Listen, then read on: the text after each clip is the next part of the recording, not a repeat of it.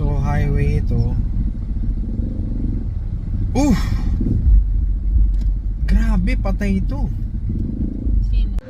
Hey guys, Coach Santamayo here. Grabe yung hangover ko doon kasi on the way here sa gym, pinapanood ko siya habang nag-drive yung wife ko. Okay, so sa akin, I need to calm down bago ako makapagbigay ng mga payo. Tanong mo kay Coach Sam, spreading yung movement na for safety riding, kabuti rider movement or motorcycle safety riding awareness movement. So sa akin, una, para lang grabe, hangover pa ako. So una, kailangan visible ka.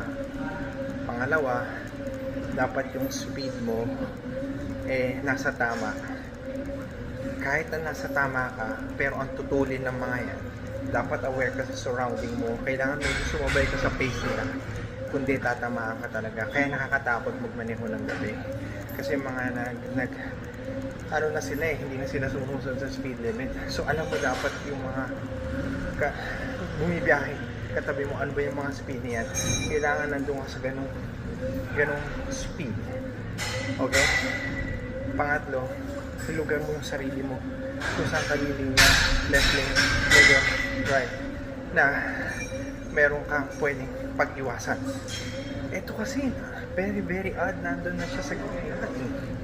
Wala na siya doon sa linya pero hindi ko alam, lasing siguro yung driver ng kotse, or wala siya masyado doon sa gitna, nandun pa rin sa lane, tinamaan pa rin siya.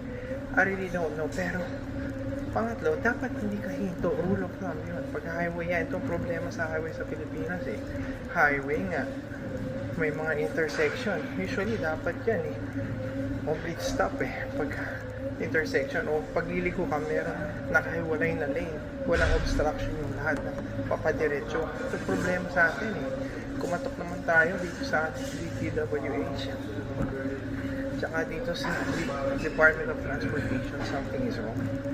Ayusin naman natin. Kundi hindi mo uubos yung ganyan. Dapat pagka meron talagang left turn doon, meron nakahiwalay.